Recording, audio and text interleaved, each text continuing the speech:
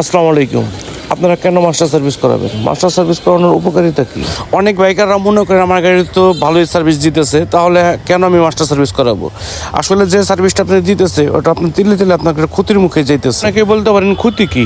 গাড়ির over hit হইতেছে, গাড়ির তেল খাইতেছে এবং সাথে সাথে ছোট ছোট অনেকগুলো সমস্যার কারণে বড় বড় সমস্যার রূপ ধারণ করতেছে। অনেকদিন পর পর মাস্টার সার্ভিস করলে অনেক টাকা লাগে, অনেক টাকা বিল আসে, তখন অনেকটা প্রেশার মনে হয়। এখানে এটার অনেকদিন পর সার্ভিস দেওয়ার কারণে দেখেন বললেসের কি অবস্থা। এই বললেসের দেখেন চেঞ্জ করে দেওয়া লাগবো, কিন্তু এটা যদি আরো 15 থেকে 2000 কিলো আগে আসতো তাহলে অবশ্যই এটা গ্রিসমল করলে আপনারা চালানো যাইতো বা সম্ভব। এটা গাড়ি পড়ে গেছিলো, পড়ে যাওয়ার কারণে এটা ট্রিটমেন্ট করে নাই, যার কারণে এটা সাসপেনশনটা পাক হয়ে গেছে।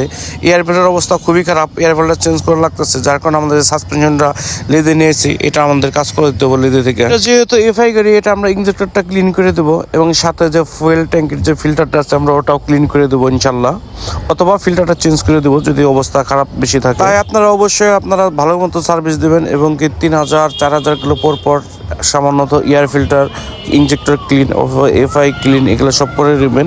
মাস্টার সার্ভিস না দিলেও চলবে, এইসব যদি করে রাখেন নিয়মিত তাহলে মাস্টার সার্ভিস দরকার হয় না। আল্লাহ হাফিজ, ভালো থাকবেন।